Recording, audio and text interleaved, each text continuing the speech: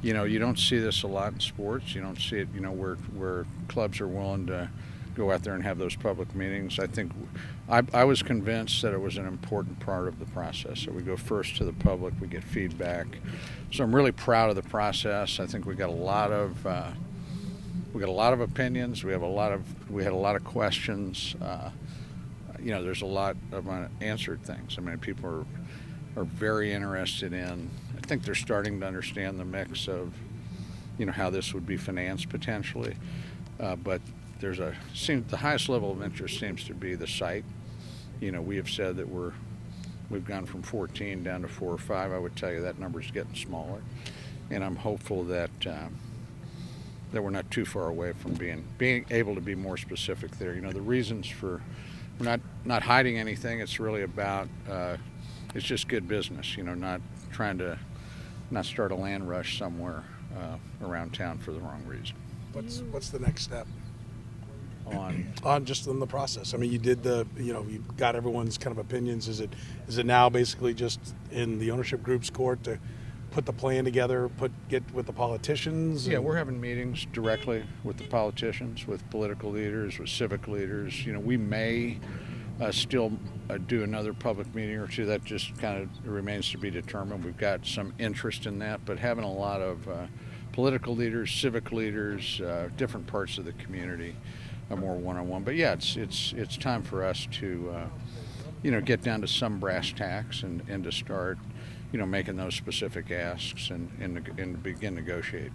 I believe in the first meeting there was talk that at the earliest in August something could be on the ballot in August. Does that timeline still exist? I would say that's the earliest. There's some work to do there. The chiefs, as it relates to Jackson County, and we've been in close communication with the chiefs, but the chiefs really have to be part of that conversation, and that is some of the feedback that we get. I think there's support for this, but where the chiefs stand is certainly a question that needs to be answered, and they'll be part of that conversation. Can you get separated from them in the lease, or you just have to tear it up?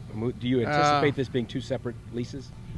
That's in order to separate early before the end of the lease, that's complicated.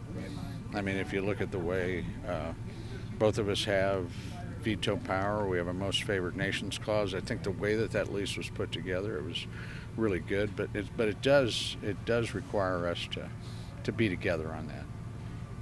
I mean, we can't do anything unilaterally, if that's your question. Right. I mean, but I guess at the end of the lease, you anticipate they'll have a lease. You'll have a lease. No, well, that depends. If in Jackson County, yeah, I would think we would have separate leases. We may be tied in some of the same ways. Particularly if the Jackson County Sports Authority is the owner of our facility as well. Those things remain to be seen. The vote is a county vote, but I assume be requests to the state, requests to the city. There's certainly infrastructure costs to the city as well. Right. Do you feel like you've got Jefferson City support? I'll just be blunt. Yeah, I think we have support. But it's easy to give general support. Devil's in the details. I think I actually talked to the mayor at the Super Bowl, and I don't know if they had some traffic issues here at State Farm. I was stuck on the freeway. In fact, people were bailing out of their cars walking to the stadium, and the mayor was.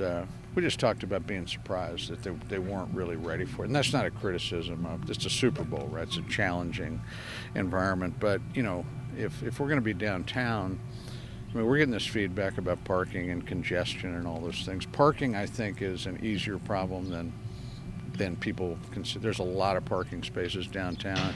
There'll be more public transportation options, but egress and ingress, and so more freeway ramps, widening things, some infrastructure costs, and that's going to be important to us. We're not going to risk having our fans have a difficult time getting in and out of there 81 nights a year or more. I mean, that's the idea of a downtown ballpark district, right? This is about economic activity 365 days a year. This is the largest infrastructure project in the history of Kansas City. We want a world-class ballpark and district that makes sure we are competitive with our peers. I mean, it really gets back to baseball.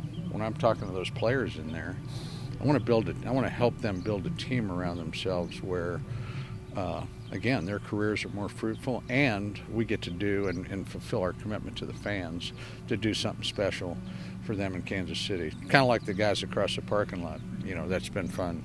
Obviously been fun watching their success over the last few years.